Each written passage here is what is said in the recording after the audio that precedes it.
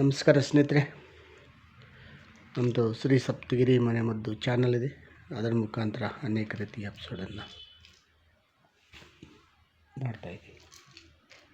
ಕೊಡ್ತಾಯಿದ್ದೀವಿ. ಇದರಲ್ಲಿ horse gram ಅಂತಾರೆ, ಇದನ್ನು ಹುರುಳಿಕಾಳು ಅಂತಾರೆ. ಈ ಹುರುಳಿಕಾಳು ಬಹಳ ಒಳ್ಳೆಯದು. ಈ ಒಂದು ಆರ್ಸ್ ಗ್ರಾಮನ್ನು ನಾವು ಆಗಾಗ ಸೇವನೆ ಮಾಡ್ತಾ ಬಂದರೆ ನಮಗೆ ಆರ್ಸ್ ಪವರ್ ಅಂದರೆ ಶಕ್ತಿ ಜಾಸ್ತಿ ಸಿಗ್ತದೆ.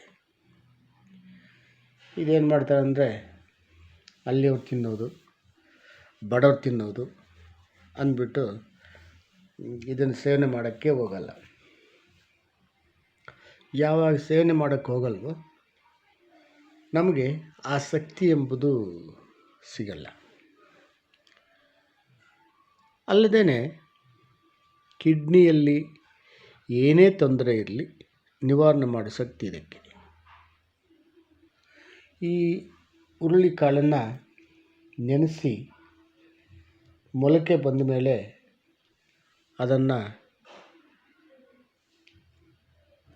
ಮೊಳಕೆ ಕಟ್ಟು ಅಂತಾರೆ. ಈ ಮೊಳಕೆ ಬಂದ ಮೇಲೆ ಅದನ್ನು ಪಲ್ಯವಾಗು ಅದು ಮತ್ತೊಂದಾಗಿ ನೋಡಿ, ಇದು ಈ ಕಿಡ್ನಿ ಥರ ಇದೆ ನೋಡಿ, ಬೀಜ ಹತ್ತಿರ ಬಂದು ನೋಡಿದಾಗ ಸೇಮ್ ಕಿಡ್ನಿ ಥರ ಇದೆ ಬೀಜ.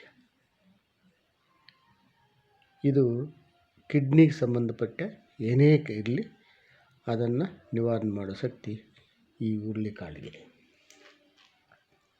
ಸ್ನೇಹಿತರೆ, ಇದನ್ನು ಉರಿಸಿ ಚಟ್ನಿ ಮಾಡ್ಬೋದು. ಉರಿಸಿ ಸ್ವಲ್ಪ ನೀರು ಹಾಕಿ ಉಪ್ಪು ಹಾಕಿದ್ರೆ ಅದು ಉಪ್ಪು ಸಮೇತ ಅಂಟ್ಕೊಂಡು ಅದು ಸೇವನೆ ಮಾಡೋಕ್ಕೆ ಚೆನ್ನಾಗಿದೆ. ಯಾವುದೋ ಮುಖಾಂತರ ಇದನ್ನು ಸೇವನೆ ಮಾಡೋದ್ರಿಂದ ನಮಗೆ ಅನೇಕ ರೀತಿಯ ಲಾಭಗಳಿದೆ ಸ್ನೇಹಿತರೆ.